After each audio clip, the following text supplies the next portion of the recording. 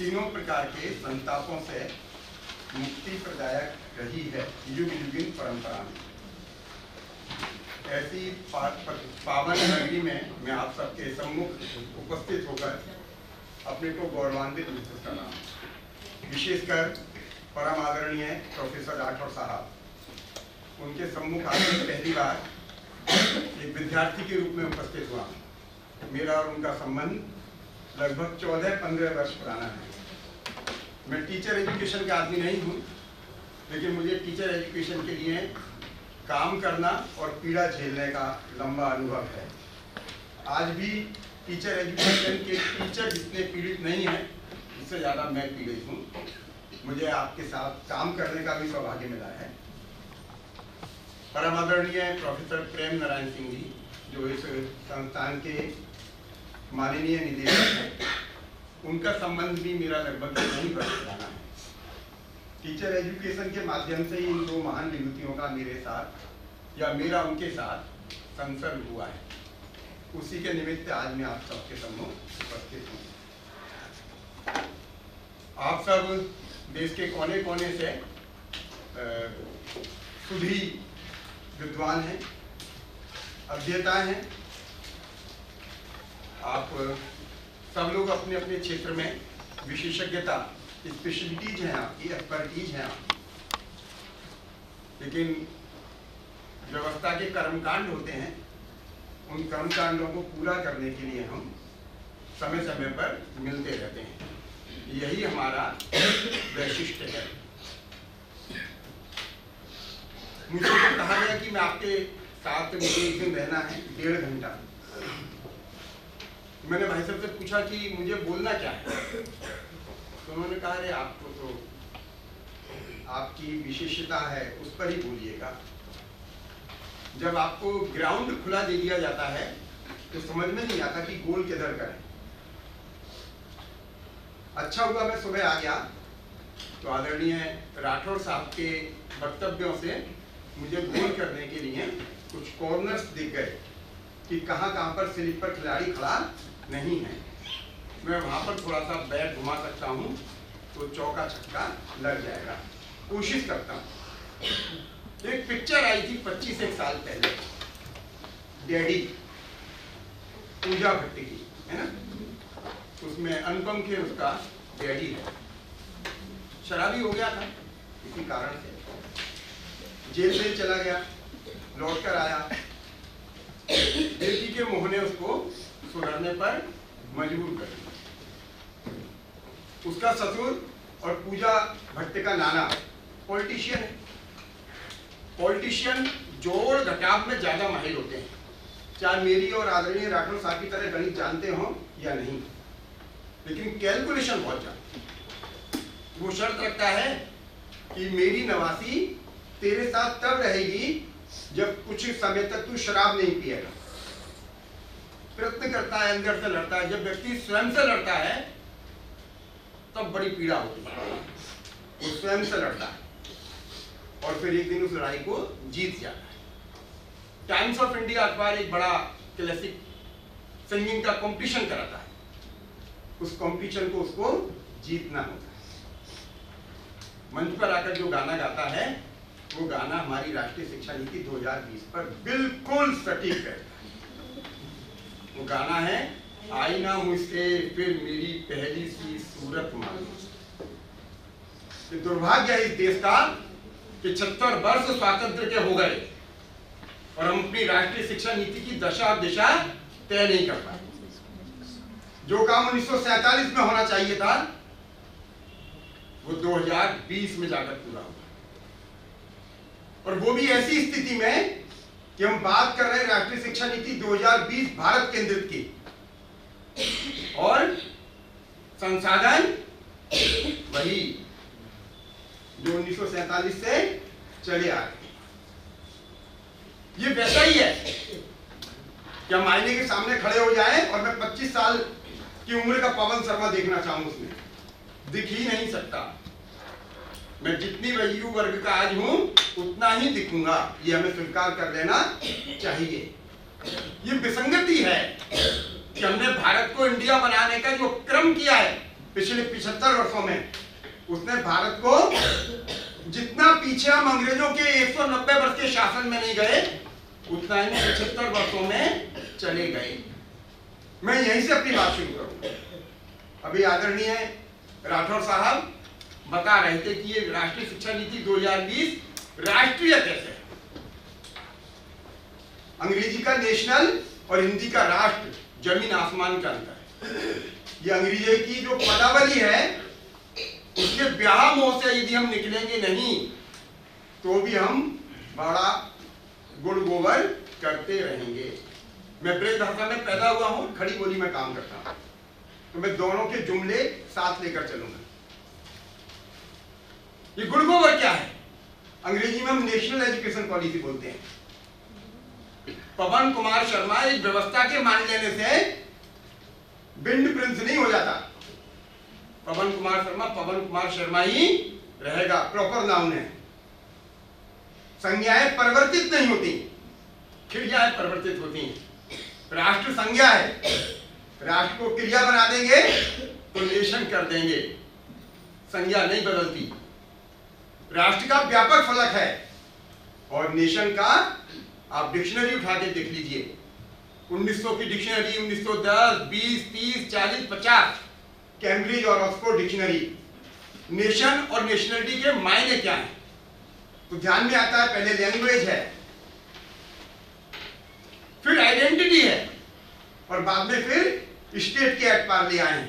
किसी चीज को एट पार ले जाने से उसका अधिकार उसको प्राप्त नहीं हो जाता। जेनेटिकली कैसे कनेक्ट करेंगे आप? जेनेटिक कनेक्टिविटी मैटर्स, उसका मतलब होता है जब हम राष्ट्र की बात करते हैं तो राष्ट्र का व्याप दिग्दिगंत में है, जिसका मतलब है संस्कृति, और संस्कृति का आधार अध्यात्म। अध्यात्म क्या है? सभी भूतों में एक ही आत्मा का दर्शन करना, दैट इज अध्यात्म। अध्यात्म is not at par spirituality. If you say that spirituality is at par अध्यात्म, यू आर रॉन्ग। स्पिरिचुअलिटी की डेफिनेशन देख लीजिए। स्पिरिचुअलिटी में चमत्कार हो सकते हैं लेकिन कनेक्टिविटी नहीं। आप कनेक्ट नहीं करेंगे। सर्वभूत हिते रतः की जो संकल्पना है वह अध्यात्म से ही आती है। आत्मन प्रतिकूलानि की संकल्पना अध्यात्म से ही आती है। यद पिंडे तद ब्रह्मांडे की संकल्पना अध्यात्म से आती है। ईशावास्यम इदं सर्वम यत् किंचित जगत्याम जगत का भाव अध्यात्म से पैदा होता है, स्पिरिचुअलिटी से नहीं होता। स्पिरिचुअलिटी में यदि आप मेरे अनुयायी बनेंगे तो मैं चमत्कार दिखाऊंगा। अध्यात्म अनुयायी बनने से चमत्कार की बात नहीं करता। इसलिए अध्यात्म is absolutely different from spirituality. इसलिए मैं कहता हूं both words have their separate identity, separate connotation, separate meaning. When we say that spirituality is at par, yes, spirituality is the English translation of अध्यात्म, we are wrong. जब national education policy की बात करते हैं और उसको हम राष्ट्रीय शिक्षा नीति 2020 बोलते हैं तो जमीन आसमान का अंतर है। जमीन आसमान का अंतर। और जब हम राष्ट्र की बात करते हैं तो व्यापक फलक तैयार होता है, और जब हम नेशन की बात करते हैं तो हम उसको सिंक्रोनाइज कर देते हैं। ये समझना पड़ेगा। अभी आदरणीय राठौर साहब कह रहे थे कि ये सारी चीजें, लेटर एंट्री, लेटर इजिप्ट, कभी भी आइए कभी भी जाइए, खाला का घर है, जब मन आए तब आइए तब जाइए। पाणिनि इस बात की व्याख्या करता है। जिन्होंने पाणिनि का अष्टाध्यायी पढ़ा है उनको ध्यान में होगा। पाणिनि कहता है एक श्लोक की मीमांसा में जितना समय लगता है, ईशावास्यम यदम सर्वम यत् किंचित जगत्याम जगत तेन त्यक्तेन भुंजिता मा गृधे कस्मिंश्चिद धनम। इसकी व्याख्या 5 मिनट में भी हो सकती है और इसकी व्याख्या करने में युग बीत जाएंगे। आपको जौन सी व्याख्या समझ में आए उतना एडमिशन लीजिए। आप आइए और चले जाइए। मैं लिख दूंगा this to certify that he or she attend the course on each Upanishad particularly for this, and I found he completed his or her training accordingly. आप जाके ईश उपनिषद पर मीमांसाकार हो सकते हैं, व्याख्या कर सकते हैं, लेकिन आपको लगता है कि नहीं, मैं तो उसकी व्यापक व्याख्या करना चाहता हूं, व्यापक व्याख्या समझना चाहता हूं, व्यापक आचार्य होना चाहता हूं, तो 48 वर्ष तक का भी प्रोविजन देता है। हमने पाणिनि को सिर्फ इतना मान लिया, समग्रता की बात कर रहे हैं। प्राचीन भारत में कुछ भी सेपरेट नहीं है और कुछ भी समग्र नहीं है। बृहदारण्यक उपनिषद बोलता है कि प्रकृति बहुत कलाकार है। प्रकृति is a great artist who create each and everything in pair. उसने हर चीज जोड़े में पैदा की है। संसार में कोई चीज सिंगल नहीं है, और जो कहता है कि सिंगल है वह विज्ञान को धता बताता है।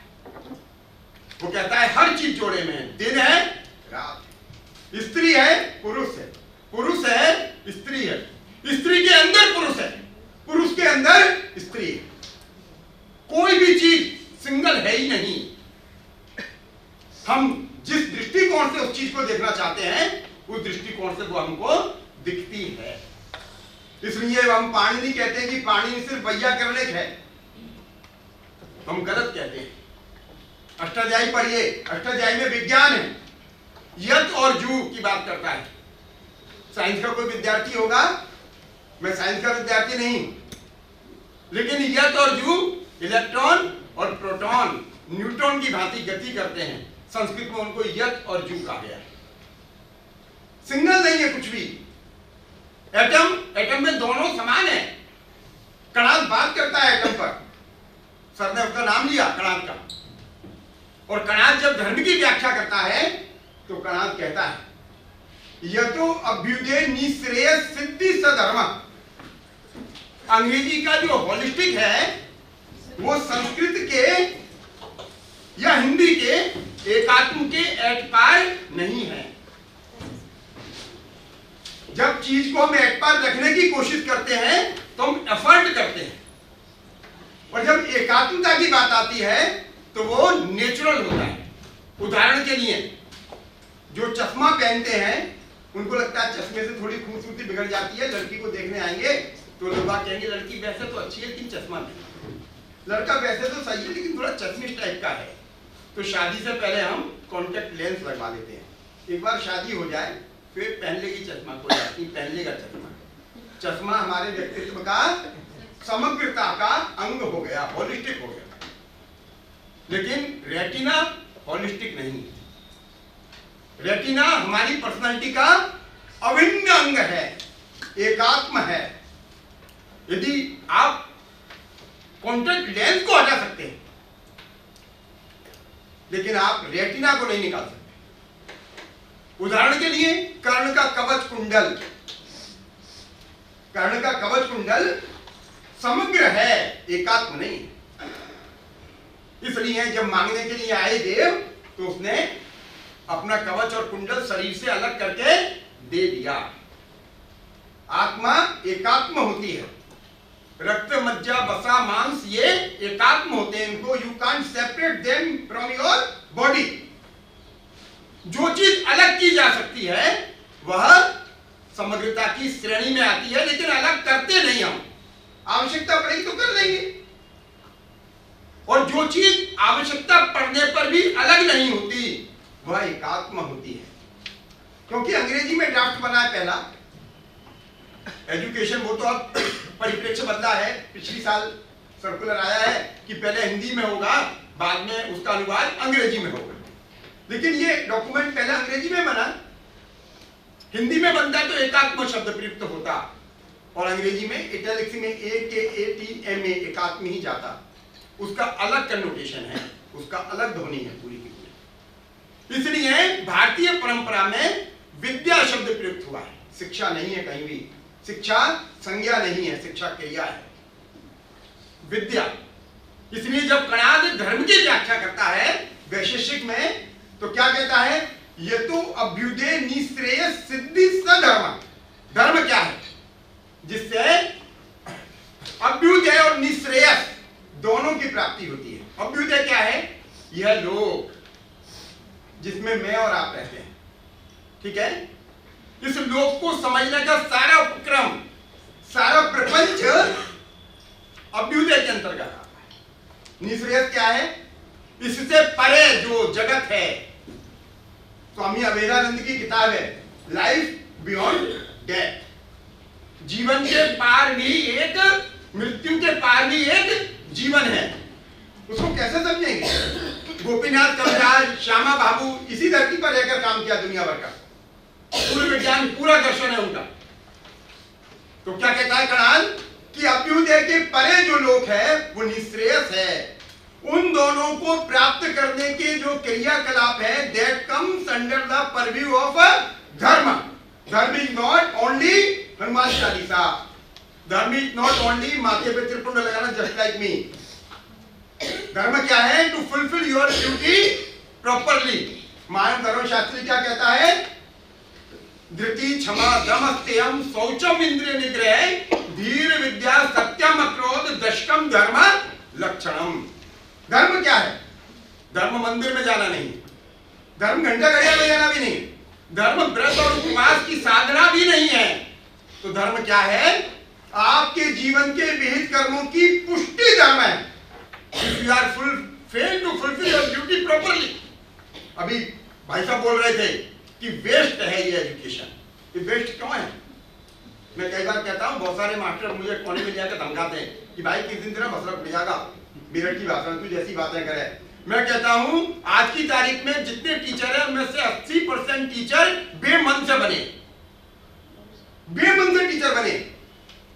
First they start to prepare themselves as a UPSC aspirants।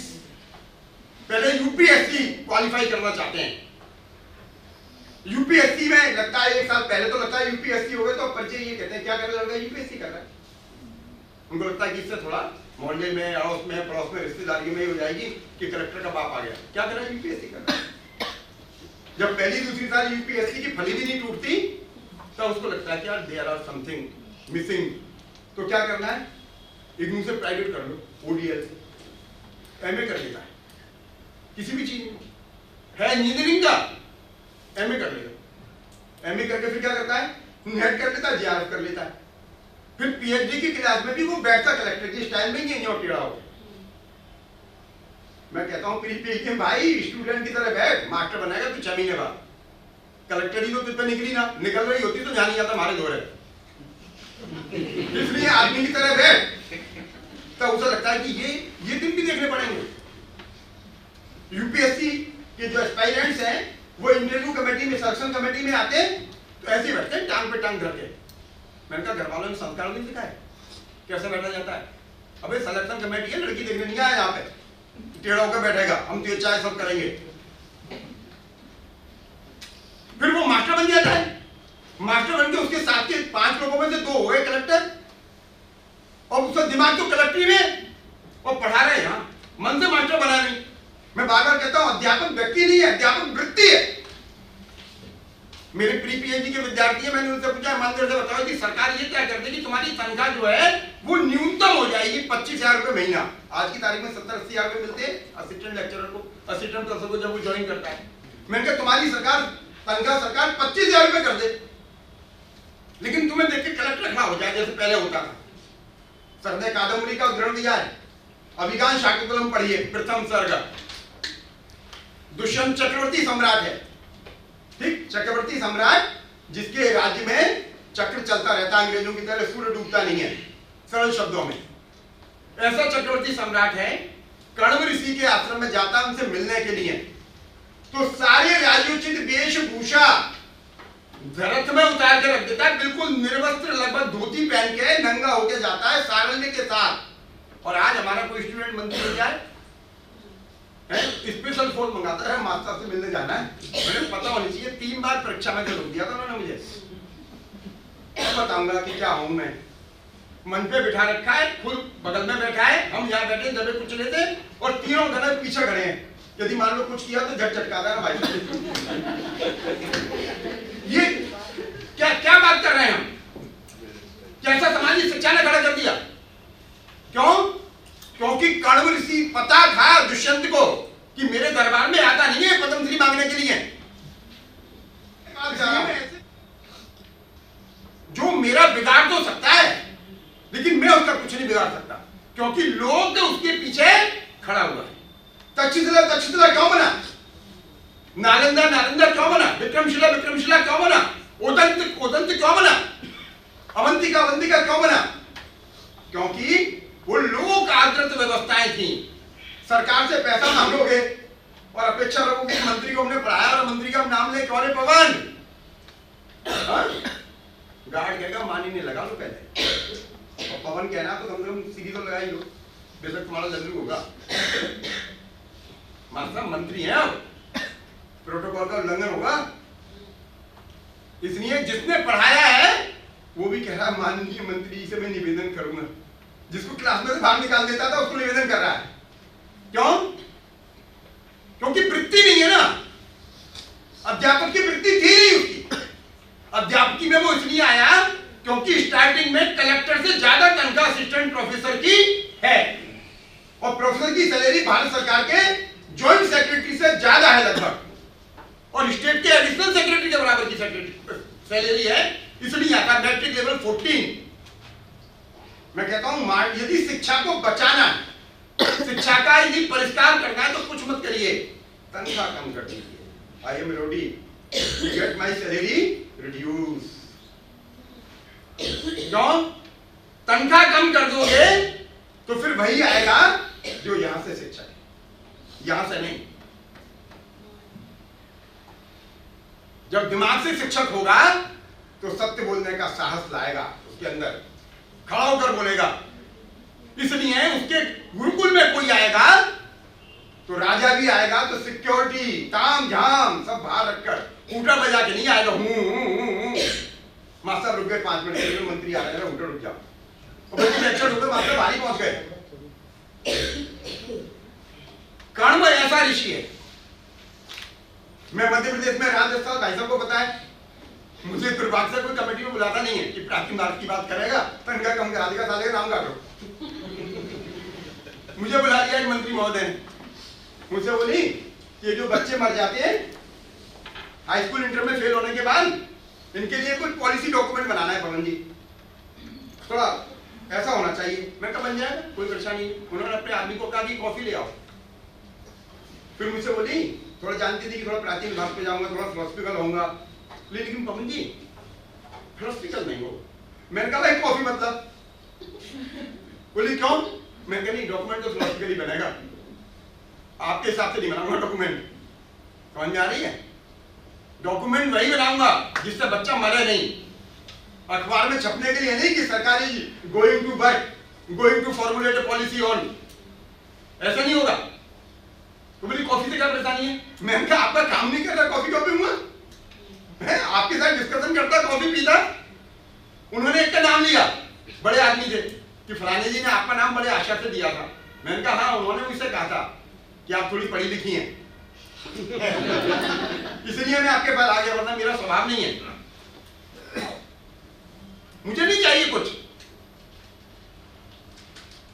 अरे आप डॉक्यूमेंट बनाना चाहते हैं कि बच्चा मरे नहीं, तो उसको समझाना पड़ेगा। विद्या व्यवस्था, शिक्षा पढ़ के तो मरेगा, डेफिनेटली मरेगा। बीए कर गया, एमए कर गया, पीएचडी कर गया, इंजीनियरिंग कर गया, और एक समय की रोटी नहीं जुटा सकता, और आप एक बच्चा करते हैं कि वो मरे नहीं।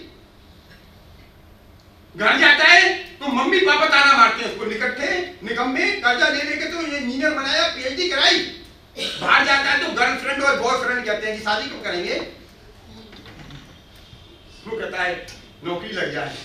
कब लगेगी? 28 साल के हो गए यार, पापा घर में दबाव डाल रहे हैं। वो कहता है बस थोड़े दिन, एक इंटरव्यू और दिया, नौकरी नहीं लगती। क्या क्या बना दिया हमने 75 साल में?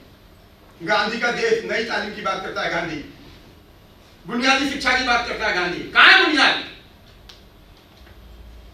विचारणीय बात, विद्या व्यवस्था पर बात होनी चाहिए। विद्या क्या है? विद्या भी धर्म की भांति है, जो लोक परलोक को सेपरेट कर दोगे, you can't get satisfaction, you can't get proper system of विद्या। हम इस लोक की बात कर रहे हैं, इसलिए ज्यादा से ज्यादा खाना चाहिए हमको, ज्यादा से ज्यादा पैसा होना चाहिए, ज्यादा से ज्यादा जमीन मेरे पास होनी चाहिए, ज्यादा से ज्यादा अधिकार मेरे पास होने चाहिए। मेरी एक विद्यार्थी थी, खड़ी होकर बोली, मैंने कहा बेटा लेट क्यों आती थी 15 मिनट, मैं तुझे इंटरव्यू में बैठने नहीं दूंगा। कुछ नहीं बोली, मैंने कहा बोलेगी नहीं तो आज अलाउ नहीं करूंगा, गेट पे खड़ी है। डरता डराता मैं हूं नहीं कि तू सिर कूटेगी, मैं कूटने में तैयार बैठा, तू कूट, बल्कि जिसमें तू आसानी से कूट सके वो स्थान बता, खल्लड़ में डाल के कूटेगी कि चक्की में डाल के। तब बोली कि जी मैं पीएससी की तैयारी कर रही हूं। तो मैंने कहा भाई पीएससी की तैयारी तो हम तुझे बतेरी करा देंगे यही क्लास में, एमए कर ले, तुझे कोचिंग में जितने पैसे देंगे तू डिप्टी कलेक्टर की तैयारी करे, उससे ज्यादा जी के हम तेरी बढ़ा दे, नहीं बढ़ा दे तो नाम बदल दिया हमारा। तो मैंने कहा वैसे तू डिप्टी कलेक्टर क्यों बनना चाहे? कल्पना करिए, उसने कहा क्योंकि पावर है, शिक्षा पावर सीकर बनाती है, विद्या लोक कल्याणक बनाती है। विद्या में दूसरे की पीड़ा शेयर करना है। रंती देव का उदाहरण आता हमारे सामने, रंती देव के सामने खुद मर गया, पत्नी मर गई, बेटा मर गया, बहू मर गई, नारायण प्रकट हो गए। उन्होंने कहा भाई मांगो। महाभारत का प्रसंग है, गीता प्रेस गोरखपुर वाले महाभारत में संदर्भ नहीं मिलेगा, डीआर भंडारकर बंबई प्रेस ने महाभारत छापा है, उसमें ये उपलब्ध है, काउंटर चेक करोगे, इसलिए संदर्भ बता रहा हूं आपको, कभी जाके कहो मनगढ़ंत बात बता दिया भाई। उसने कहा रंती देव हम बहुत प्रसन्न हैं तुमसे, हम ब्रह्म हैं, मांगो क्या मांगो। भारतीय परंपरा में एक भी उदाहरण नहीं है जिसने संपत्ति मांगी हो ऋषि ने।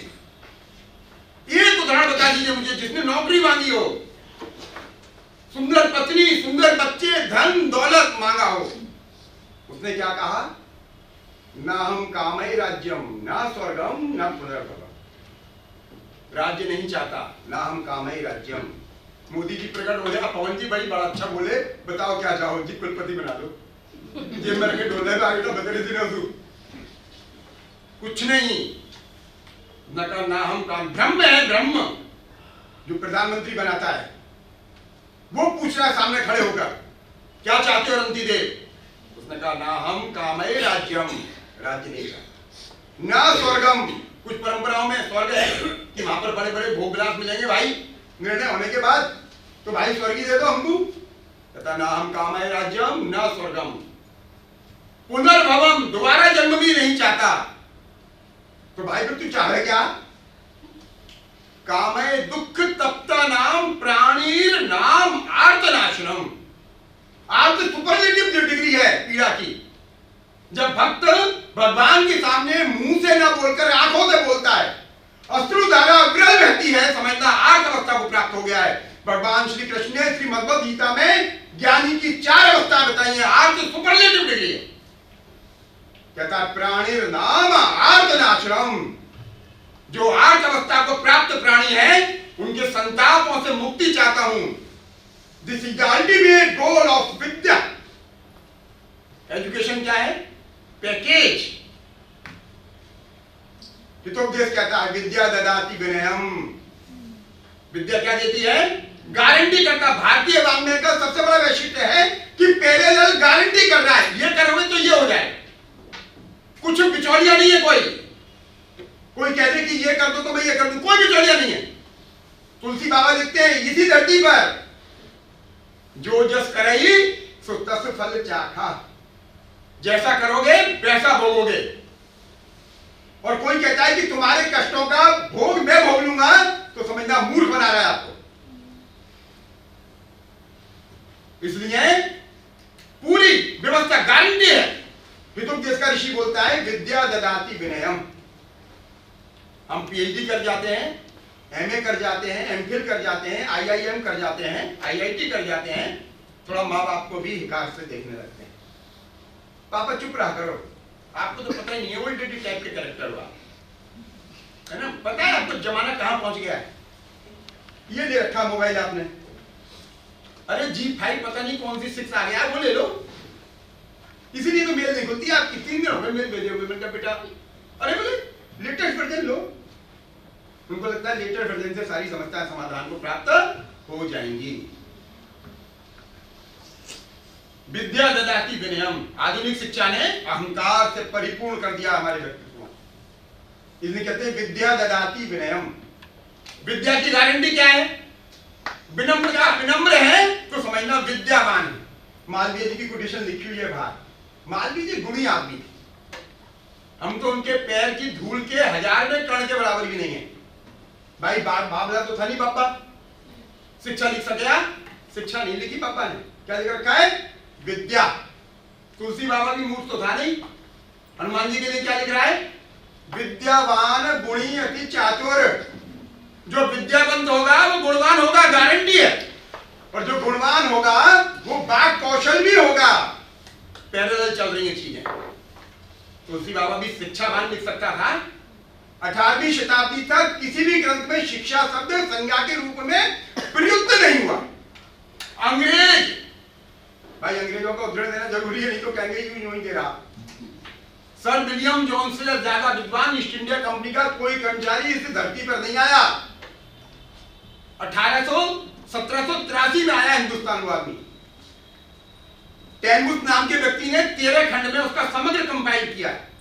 उन 13 खंडों में से 6 खंड भारत के ऊपर है। और इटैलिक्स में लिखता है कि इंडियंस आर बेयर। भाई अंग्रेजी जानता नहीं हूं, नहीं चुंगी स्कूल का प्रोडक्ट टाइप का कैरेक्टर हूं, अंग्रेजी गलत बोल सकता हूं तो क्षमा मांग लेता हूं पहले, लेकिन उसी के साथ बताने की कोशिश कर रहा हूं, तो थोड़ा third form, second form, third form में गड़बड़ी हो सकती है। तो क्या लिखता है अंग्रेजी में? Indians are well versed in vidya. Italics में लिख रहा है single inverted comma VIDYA। Education नहीं लिख रहा है।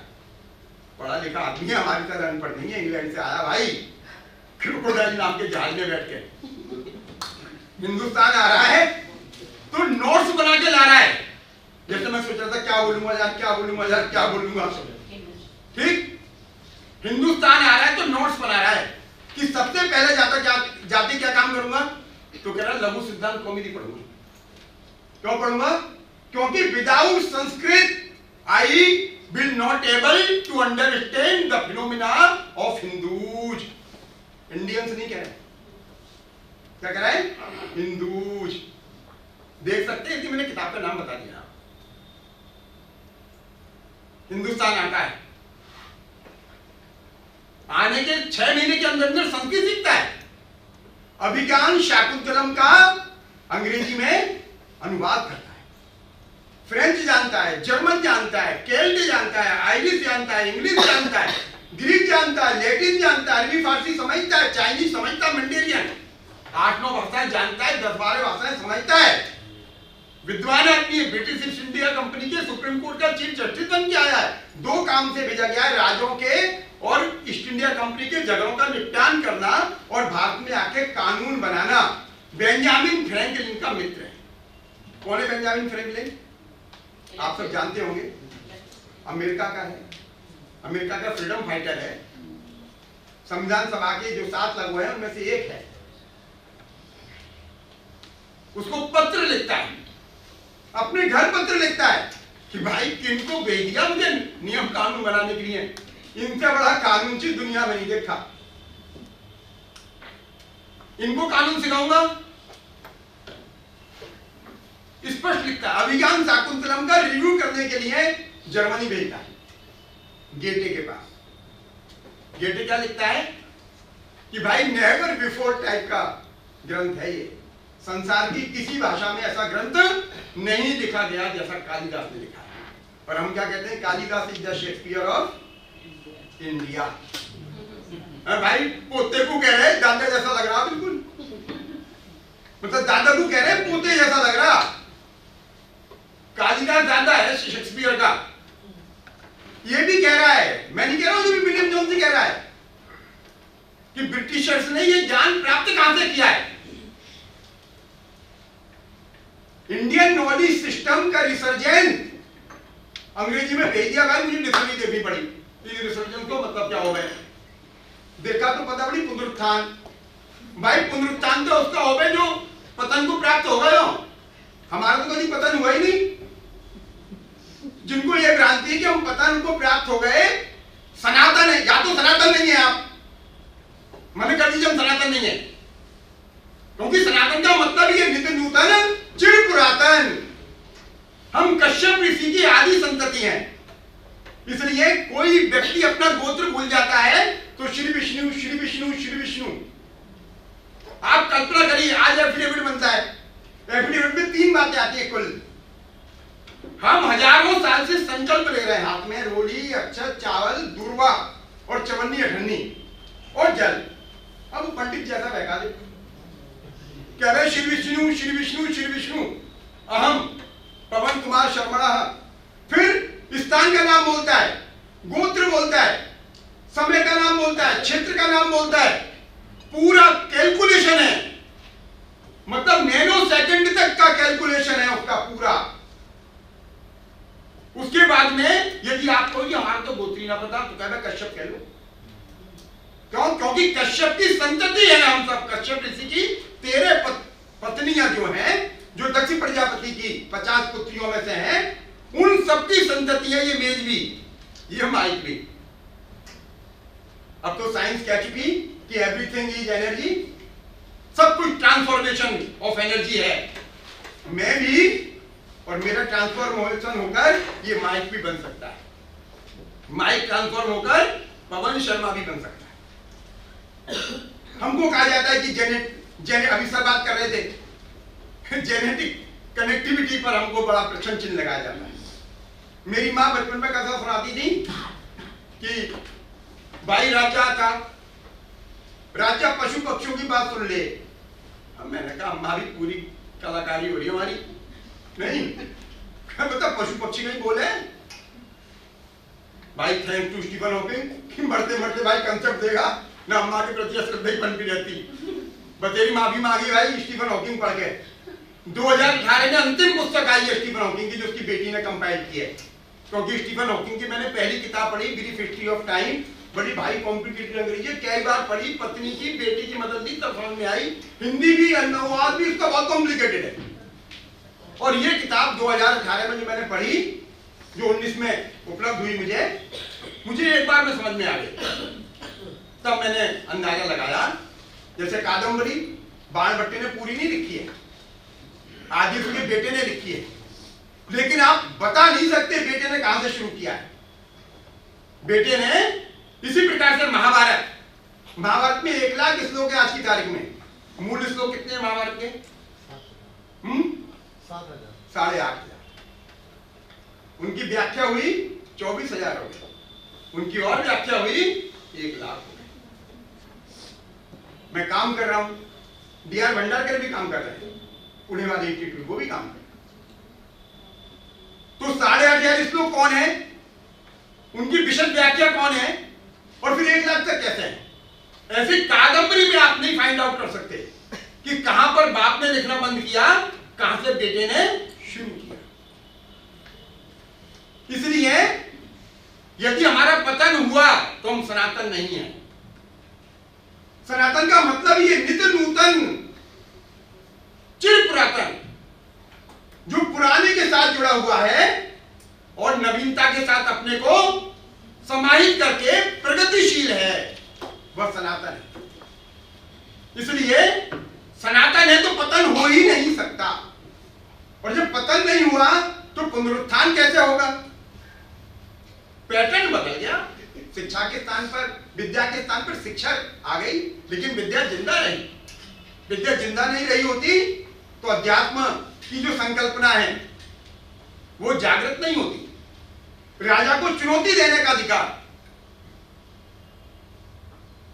सिंधिया के दरबार में जाके पद्माकर, बड़े कवि हुए, साउथ के हैं, आ गए थे, छतरपुर में रहते थे, सिंधिया को जाके चुनौती दे रहे हैं। सिंधिया बड़ा राजा है, उससे कह रहे हैं, कविता में है, लेकिन उसका अर्थ ये है कि भाई यहाँ आराम से बैठा तू, अंग्रेज चढ़े आ रहे, कुछ जुगत कर जिससे अंग्रेज देश से बाहर निकल जाएं। राजस्थानी में बांका कवि हैं, वो भी यही कह रहे हैं कि अंग्रेजों ने लंका जीत लिया है, ठीक, कलकत्ता पे चढ़ाएं, बंबई पे चढ़ाएं, अब भरतपुर और अलवर का नंबर है, सावधान हो जाओ। क्यों? क्योंकि आध्यात्मिक शक्ति से अभिभूत हैं। उनको पता है कि समग्र राज्य छोटे छोटे हैं, लेकिन सब भारत की स्वतंत्रता की कामना कर रहे हैं। गोत्र परंपरा और भी किस लिए जरूरी है? भाई साहब ने बताया कि भाई मैं कहूंगा कश्यप एक स्कूल दूसरे में नहीं पढ़ाएगा जाकर। कर्नल टॉड का नाम सुना होगा, उन्होंने हिस्ट्री ऑफ राजस्थान लिखी है, ठीक है, बड़े आदमी हैं, लिखते हैं कि बैठे हैं, किसी ने कहा कि ये एक संप्रदाय का राजा है, ये हाथ से इस शिला को तोड़ देगा। उनका ऐसे कैसे तोड़ देगा? शिला 2.5-3 फुट ऊंची है, कैसे तोड़ देगा? उसको बुलाया, भाई कर देते हो क्या? बोले हम। कैसे करोगे? बोले मेरी शर्त है। क्या शर्त है? कि मेरे पूरे समाज को इकट्ठा किया जाएगा, उनकी दावत वावत की व्यवस्था होगी और मेरे समाज के लोग घंटा 2 घंटा कुछ गाएंगे, उसके बाद मैं छोड़ूंगा। लिखते हैं कि मेरे लिए ये अचंभित करने वाला काम था। 1-1.5 घंटे उन्होंने गाया और गाने के बाद में गाते जाते थे, इसको देखते जाते थे, गाते जाते थे, इसको देखते जाते थे। और फिर ये आया, इसने हाथ पैर जोड़े और एक पूरा हाथ मारा, शिला 2 टूट गई। बाद में उन्होंने पूछा, यार ये काम तुम पहले भी कर सकते थे जो तुमने अब किया? बोले साहब पहले नहीं कर सकता। क्यों? क्योंकि इन्होंने 1.5-2 घंटा जो गाया ना, उसमें इन्होंने मेरे आदि ऋषि तक का हवाला मुझे दिया। जब हम संकल्प करते हैं तो संकल्प में हम आदि ऋषि को, उस क्षेत्र के हर उस व्यवस्था को साक्षी मानते हैं। हम एफिडेविट में 2 साक्षी मानते हैं ना, वो नहीं, हम सबको दिव्य दिगंत को क्यों मानते हैं साक्षी? पागल है क्या? क्योंकि हम आदिकाल से जानते थे कि सृष्टि के कण कण में ईश्वर की व्याप्ति है, और यदि हम कहीं झूठ बोल गए तो ये कण कण हमको देखकर हंसेगा, झूठा जा रहा, झूठी जा रही भाई।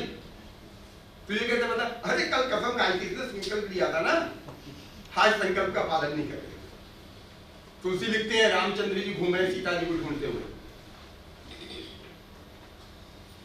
हे खग, हे मृग, हे मधुकर श्रेणी, तुम देखी सीता मृग नैनी।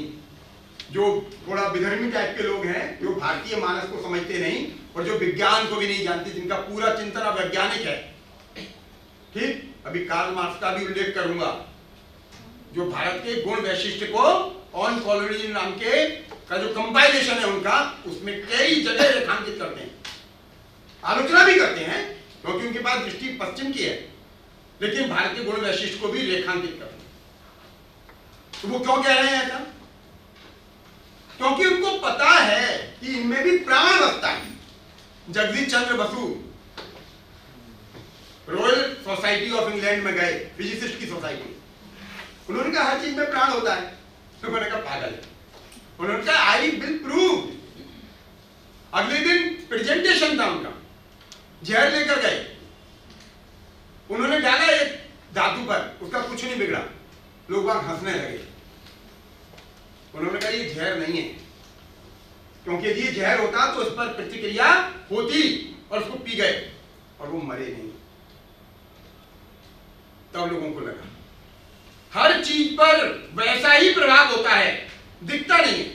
कई लोग अंतर्मुखी होते हैं, हम उनको देसी भाषा में कहते हैं मोटी चमड़ी का हो रहा, तो वो बाहर व्यक्त नहीं होने देते, लेकिन अंदर से पीड़ा होती है उनको भी।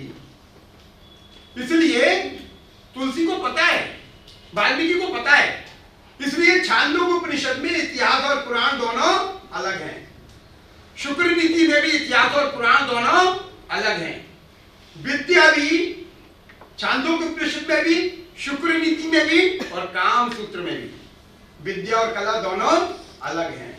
32 विद्या 64 कला, कई जगह 34 विद्याएं भी मिलती हैं। प्रारंभ 6 से होता है और विस्तृत होते होते 34 तक पहुंचती हैं। और कला और विद्या में भेद है। कला लोक के लिए है, उससे आप अपनी जीविकोपार्जन कर सकते हैं, लेकिन विद्या युग्म है, लोक और परलोक दोनों का।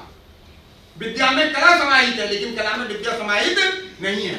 स्वेटर बुनना कला है, अचार डालना कला है, कढ़ाई बुनाई सिलाई रंगाई पुताई कला है। इससे आपका पेट भरेगा, लेकिन विद्या से आप तत्व के साथ भी जुड़ जाएंगे। भगवान श्री कृष्ण जिसको 18वें अध्याय में कहते हैं कि जो तत्व को तत्व से जानता है, गुण गुणेषु वर्तन्ते।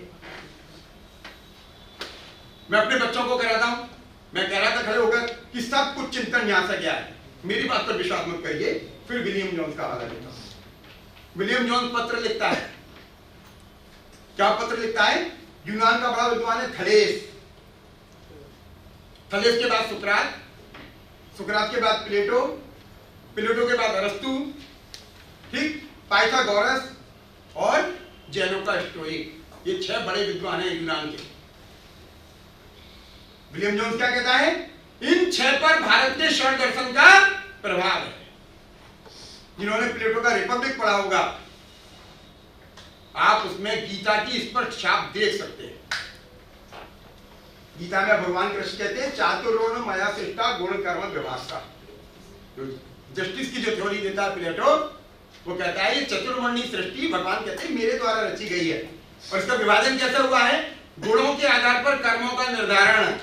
ह्यूमैनिटीज का व्यक्ति ह्यूमैनिटीज पढ़ाएगा, साइंस के टेम्परामेंट का व्यक्ति साइंस पढ़ाएगा। साइंस में भी किसी को भी खून देखकर चक्कर आ जा, उसे जूलॉजी का प्रोफेसर बना दो, भाई मास्टर क्यों पढ़े? बच्चे हवा कर रहे हैं, क्या हुआ जी? मेंढक काट रहे थे, गुरुजी को चक्कर आ गए। उसका टेम्परामेंट ही नहीं है। गीता यही कहती है गुण गुणेषु वर्तन्ते। इसलिए चातुर्वर्ण मया सृष्टा गुण कर्म विभाग से, चतुर्वर्णी सृष्टि मेरे द्वारा रची गई है और उसका विभाजन गुण के आधार पर कार्य अवलंबित है। कार्य क्या है? जिसको कार्ल मार्क्स कहता है, गाना सुना है, जहां डाल डाल पर सोने की चिड़िया करती है बसेरा, वो देश है भारत मेरा। पिक्चर का नाम था सिकंदर ए आजम। ठीक है, हमने सबने सुना होगा ये गाना।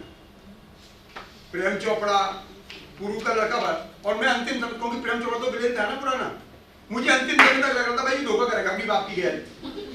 वो तो विलेन का चेहरा बार बार ध्यान में आ रहा है। मेरे भाई ने कहा पागल है क्या? अबे स्टोरी में जो लिखा गया वो कोई करेगा। तो मैंने कहा फलानी पिक्चर में तो यार मौके पे पलट गया था, बोले इसमें ना पलटने का क्योंकि ये स्टोरी थोड़ी डिफरेंट है। कार्ल मार्क्स क्या कहता है कि भारत सोने की चिड़िया कैसे बना? इस गुण के आधार पर। कार्ल मार्क्स का भी वो चरित्र भारतीय अध्येताओं के सामने रखा गया जिसमें उसने भारत को क्रिटिसाइज किया। और वो क्रिटिसिज्म इसलिए क्या है क्योंकि कार्ल मार्क्स की भावभूमि जर्मनी की है और इंग्लैंड की है। पश्चिम पढ़ा है, पश्चिम जाना है। भारत उन्होंने किसके माध्यम से पढ़ा है? उन करस्पॉन्डेंस के माध्यम से जो इंग्लैंड में बैठा हुआ आवक जावक बाबू नोट तैयार कर रहा है, जिसको हिंदी में हम हिंदुस्तान में कहते हैं डिस्पैच क्लर्क। हाँ, जेम्स मिल कौन है? ईस्ट इंडिया कंपनी का आवक बाबू है, जो यहां से डांग जाती है उसको खोलता है और जिस अधिकारी के नाम है उसके आगे पुटअप करता है, और फिर वहां से जो जवाब बनता है उसको लिफाफे में सील करता है, पानी की जहाज पर चढ़ा देता है। बाद में लोगों ने कहा 25-26 डायरेक्टर थे, हमारे पास समय का अभाव है, तो खुद ही कर लिया, अगर डिसीजन ले लिया अपने आप, तो वो खुद ही निर्णय लेने लगा। और वो निर्णय लेते लेते भाई वो स्टूडियो हो गया है। भाई ऐसे चमत्कार पश्चिमी हो गए। Cambridge history of British India लिख डाली इसमें, और उसको पढ़ पढ़कर हम स्कॉलर हो गए, पद्म श्री पद्म भूषण जैसे कौन कौन से भूषणों से अलंकृत हो गए। कार्ल मार्क्स की जो बातें भारत के संबंध में अच्छी धारणा भारत के युवाओं के मन में बना सकती थी, वो हमने बताई नहीं। वो क्या कहता है? भारत सोने की चिड़िया कैसे बना? कहते हैं व्यापार के बल पर बना। 1947 से 2014 तक इंडिया सिर्फ कंज्यूमर क्लास है। क्या है? उपभोक्ता वर्ग। आप पैदा करो, मैं खाऊंगा। खाने के लिए आपको पैसा देना पड़ेगा, पैसा नहीं है तो उधार देना पड़ेगा, उधार लेकर खत्म हो गया तो और उधार देना पड़ेगा। इसलिए भारत पर कर्जा कर्जा कर्जा कर्जा। कार्ल मार्क्स क्या कहता है? जिस वेद को कहा जाता है कि भाई चरवाहों के गीत हैं, वेद पढ़े नहीं। ऋग्वेद का पहले से 8वां मंडल, 9वां और 10वां मंडल 100% साइंटिफिक है। स्टीफन हॉकिंग को पढ़ लीजिए। और 9वां और 10वां हिरण्यगर्भ सूक्त, और नासदीय सूक्त दोनों पढ़ लीजिए। सृष्टि की व्युत्पत्ति कैसे हुई है आपको पता पड़ जाएगा, और आप पाएंगे वो उतना ही साइंटिफिक है जितना अरबों डॉलर खर्च करके बिग बैंग की थ्योरी डेवलप कर रहे हैं। भाई डेवलप हुई धरी, निकाल कर पढ़ लो उसको गलरियों के गीत मत कहो। वैज्ञानिकों का चिंतन है, जिसको हम ऋषि कहते हैं, वो दृष्टा है, जिसने पहले घटा हुआ देख लिया। क्या कहता है कार्ल मार्क्स? ऋग्वेद की सोसाइटी 3 प्रकार की है। नंबर 1 ज्ञान अवलंबित समाज है। क्या है? ज्ञान, नॉलेज क्रिएशन सोसाइटी है, नॉलेज बेस्ड सोसाइटी है। दूसरा क्या है? कॉमर्शियल कम्युनिटी है, लेकिन कॉमर्शियल कम्युनिटी से पहले एग्रेरियन सोसाइटी है। क्या है? कृषि प्रधान समाज है। और तीसरा क्या है? कॉमर्शियल कम्युनिटी है, व्यवसायिक समाज है। यदि व्यवसायिक समाज नहीं होता तो 200 मीटर की नावों का उल्लेख ऋग्वेद में नहीं होता, क्योंकि 200 मीटर की नावें चांदी रात में नौका बिहार के लिए नहीं बनती हैं। नावें बन रही हैं, रथ बन रहे हैं, रथों के पहिए लकड़ी के हैं, अयस्क के हैं, स्वर्ण के हैं, चांदी के हैं, उनके ऊपर लेयर चढ़ रही है। ये नहीं होता। सोने का जितना काम ऋग्वेद में उपलब्ध है, उसके 10% गहने भी आज हम नहीं बना पा रहे हैं। बनारस से मेरी मां के पास एक लहंगा हुआ करता था, उनकी शादी का था। उसमें कीड़े लग गए थे, हमें पता नहीं था कि इस लहंगे को संभाल के रखना चाहिए। एक लहंगा था, एक शॉल थी, दोनों को मिला के लगभग 100-150 ग्राम 250 ग्राम के लगभग चांदी निकली और 3 या 3.5 तोले सोना निकला। कैसा निकला? उसमें कढ़ाई हुई। हमें लगता ही नहीं था। भाई जब ऋग्वेद पढ़ा तब समझ में आया कि जो ऋतु बेरी, मनीष मल्होत्रा जो तैयार कर रहे हैं कपड़े, ऋग्वेद में सोने चांदी के तारों के साथ रेशम का कॉम्बिनेशन से वस्त्र तैयार हो रहा है। ऋषि कहता है उषा ऐसे वस्त्र पहनकर आती है। मैंने पेपर लिखा फिर अपनी पुरानी मंत्री के कहने पर, पता ही नहीं है हमको। ऋग्वेद में हमको कहा जाता है टोडरमल जी ने नहर का सिस्टम विकसित किया हिंदुस्तान में। तो ऋग्वेद का ऋषि क्या कल्पना कर रहा है? नहर है, नहर के बाद बंबा है, बंबा के बाद गूल है, गूल के बाद नाली है। ये 4 प्रकार की सिंचाई व्यवस्था ऋग्वेद में है। और फिर क्या कह रहा है कि अगस्त ऋषि कुआं खोद रहे हैं फावड़े से। कुआं भी है, बांधों का निषेध है। आज हम कह रहे हैं बांध प्रकृति विरोधी हैं। ऋग्वेद का ऋषि जानता है कि बांध प्रकृति विरोधी हैं, इसलिए बार बार इंद्र आके बांधों को तोड़ रहा है। लिखा है वज्र से लोहे के किलों का उच्छेदन कर इंद्र और हमें पानी दे। बांधों को तोड़ने के लिए सहस्त्रार्जुन का और रावण का युद्ध भी होता है मध्य भारत में, और पानी के बहाव को रोकने के लिए और बचाने के लिए, दोनों ही। हर युग में पानी की जो उपाधि देता है उसके दृष्टिकोण से युग प्रवर्तकों ने कार्य किए हैं। इसलिए ऋग्वेद की सोसाइटी 3 प्रकार की सोसाइटी है: ज्ञान, कृषि और व्यवसायी। व्यापार करती है। बेनेडिक्ट एंडरसन की हम किताब पढ़ते हैं, कोई पॉलिटिकल साइंस का व्यक्ति होगा तो शायद रिकलेक्ट कर पाएगा। इमेजिन्ड कम्युनिटी, प्रक्षिप्त समुदाय या समाज, यदि हिंदी का अनुवाद करोगे तो, लेकिन अनुवाद है नहीं। बड़ी क्लासिक किताब मानी जाती है नेशनलिज्म पर। मैं एक जगह विद्वानों के बीच में चला गया, नेशनलिज्म पर और राष्ट्र पर जब पंगा हो गया तो उन्होंने मुझसे पूछा कि आप जिस साहित्य का उल्लेख कर रहे हैं वो तो प्रोपेगेंडा मटेरियल है। मैंने कहा तुम जो कर रहे हो वो बड़ा एकेडमिक मटेरियल है। मैंने कहा आपको पता है ये इमेजिन कम्युनिटी है, ये वेद से प्रेरणा लेकर एक कंट्री को स्टडी किया है इसने। मैं गलत नहीं तो इंडोनेशिया की स्टडी है शायद। मैंने कहा पढ़ लीजिए। पहली बार वेद में इंद्र वरुण से कहता है मम राष्ट्रम आधिपत्यम एहि। अरे वरुण मेरे राष्ट्र का तुम अपने राज्य में अधिग्रहण कर लो, विलय कर लो। क्यों कर लो?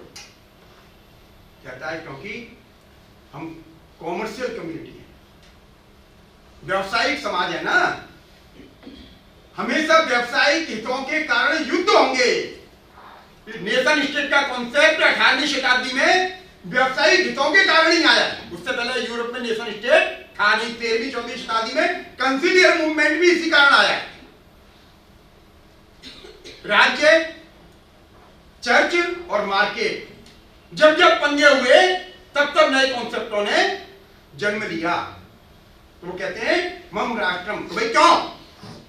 तो वो कहता है क्योंकि कॉमर्शियल कम्युनिटी है ना, कॉमर्शियल कम्युनिटी है, इसलिए व्यवसायिक हितों के टकराव के कारण युद्ध होंगे और युद्धों से अशांति पैदा होगी। अशांति से नाना प्रकार की व्याधियां पैदा होंगी। इसलिए हम एक बृहद राष्ट्र का निर्माण करते हैं जिसमें कॉमर्शियल इंटरेस्ट के कारण युद्ध नहीं हो। फिर वो अगला पूछता है क्या तुम्हारा समाज मुझे पसंद करेगा? उस पर भी तो विवाद हो सकता है।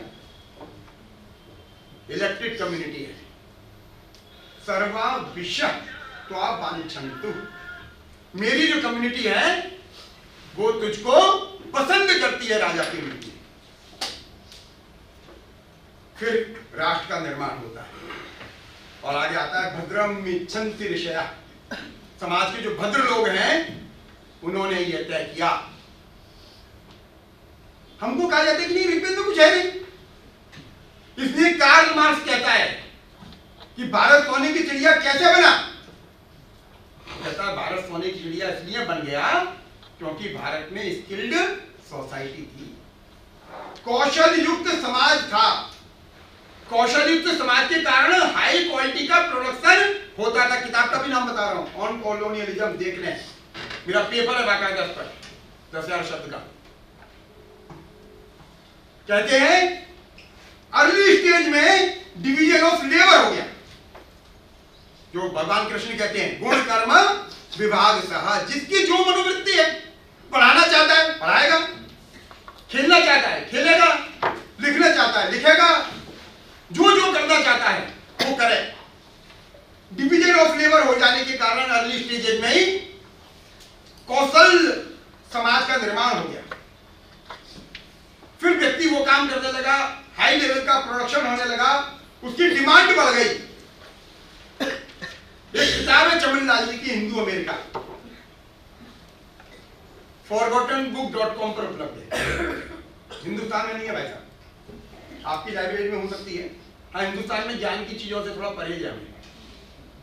कार्ल मार्क्स कुछ कहता है कि भारत का इतिहास जो है ना वो पराजितों का इतिहास है, यही यहाँ के लोग पढ़ते हैं।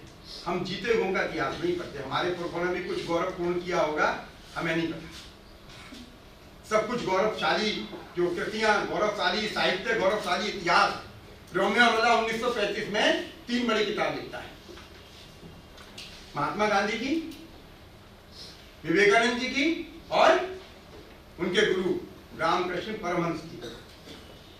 उसमें लिखते हैं मिस्टिसिज्म पर, कोई अंग्रेजी का व्यक्ति होगा तो जानता होगा। हम बड़े गर्व से कहते हैं you know I am doing my research on mysticism, you Emerson. मेरी पत्नी अंग्रेजी जानती है, अंग्रेजी की मास्टर नहीं है। मुझसे बीच में कहती है, तो मैंने कहा भाई ज्ञान मत दे, वो यहीं से गया मिस्टिसिज्म, गीता पढ़ा कर गीता तो बोलियां सही कहते। मैंने कहा अभी मत विश्वास मान। रोमियो रोला लिखता है कि थोरो ने, जिससे गांधी जी अनुप्राणित है, इमर्सन ने, वाल्ट विटमैन ने,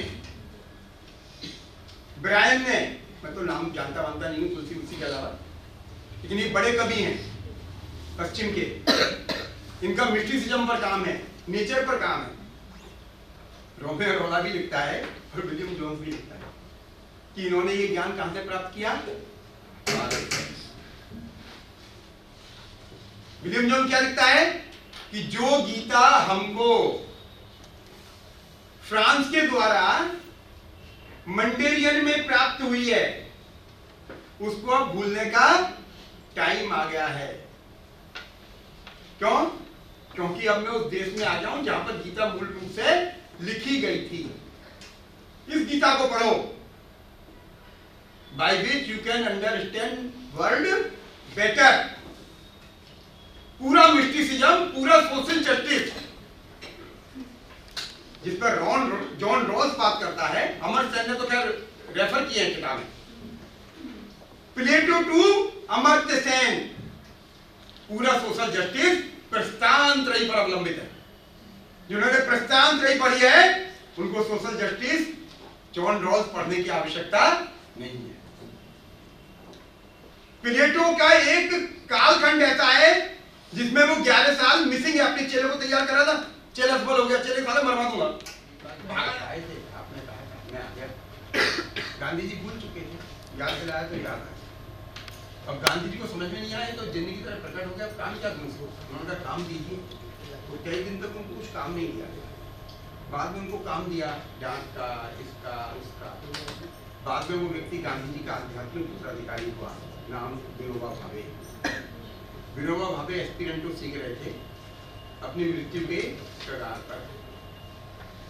तो भाषा सीखने की कोई उम्र नहीं होती, लेकिन मैंने कहा कि मेरे कुछ रिजर्वेशन हो गए। मैं हिंदी हित शिक्षक समिति का कार्य करता था आगरा में स्टूडेंट लाइफ में।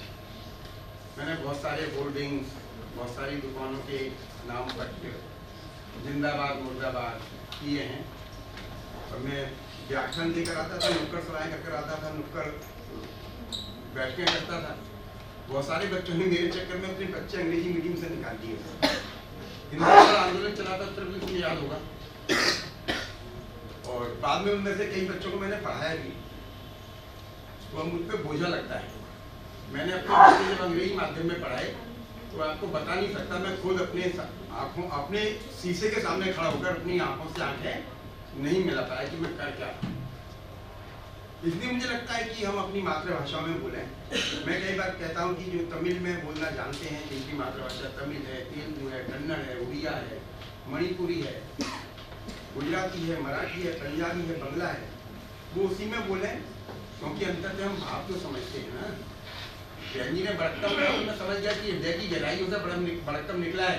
बड़कम is better than good afternoon. इसमें कुछ गुड भी नहीं है, कुछ नून भी नहीं है, आफ्टर ही आफ्टर। तो बड़कम ज्यादा अच्छा है, दिल की गहराई से निकलता है, मुझे अपना सा लगता है। मैं कई बार कहता हूँ कि अंग्रेजी से बेहतर है हम अपनी मातृभाषा में बोल लें। लिप मूवमेंट तो समझ रहे हैं ना। मैं दक्षिण भारत की पिक्चर देखता हूँ, मुझे आती थोड़ी दक्षिण भारत, लेकिन मुझे उनकी संस्कृति का जो भाव है, वो जो लुंगी पहन के हीरो जो उठाता है ना, तुम्हारी कसम लगता है कि यार मतलब क्या कर रहे हैं। कोई भाषा वाला नहीं समझ में आ रही, उसका स्टाइल है। संयुक्त परिवार देखता हूँ, मेरी पत्नी कहती है पागल मत हो जाना। अरे बाप रे, एक परिवार में मामा, बुआ, फूफा, जीजा, साले, 4 उसके बच्चे, 4 उसके बच्चे, नौकर। भारतीय संस्कृति का परिलक्षण होता है। तमिल नहीं आती, तेलुगु नहीं आती, कन्नड़ नहीं आती। नावे देखता हूँ, गाय बन रही है, छोटी छोटी गाय वहां पर पल रही है आंध्रा में। मैंने अपने विद्यार्थियों से कहा यार मालूम करो, ये गाय खरीदेंगे चाहे साला बैंक से लोन लेना पड़ जाए। मुझसे किसी विद्यार्थी ने कहा, वो मिनी का आंध्रा में है किसी के पास, बोले गुरुजी 2.5 लाख की आएगी। मैंने कहा आधी कार बेच के चाहे गाय ले लें, गाय लेंगे और लड़ेंगे यूनिवर्सिटी में, क्योंकि गाय रखना मना है। तो मैं ये लड़ाई लड़ूंगा कि कुत्ते रखोगे तुम गाय भी रखेंगे। अरे भाई, संस्कृति का परिलक्षण होता है। जगह जगह टट्टी करवाओ। और गाय गोबर, गाय के गोबर से स्नान करेंगे, त्रिपुंड लगाएंगे भाई।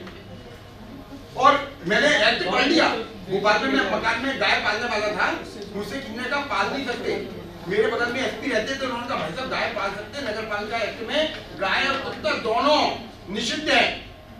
जब बगल में डिप्टी कलेक्टर कुत्ता पाल रहा है तो आप गाय भी पाल सकते। तो भाषा मैटर नहीं करती, भाव मैटर करता है। ठीक, भाव आपका कैसा है। तो अब मुझे अच्छा लगता है कि मैं कहता भी कि भैया आपको जो भाषा आती है, तो कम से कम मेरे लिए तो वैसी काला अक्षर भैंस बराबर अंग्रेजी है। अंग्रेजी के साथ मैं कनेक्ट नहीं कर पाता, लेकिन भारतीय भाषाओं के साथ मैं कनेक्ट तो करता हूँ, क्योंकि संसार की सबसे प्राचीनतम भाषाएं 2, तमिल और संस्कृत। और विलियम जोन्स फिर कहता है कि इन भाषाओं के संयोग से ग्रीक और लैटिन और स्ट्रेंथन हो सकती हैं।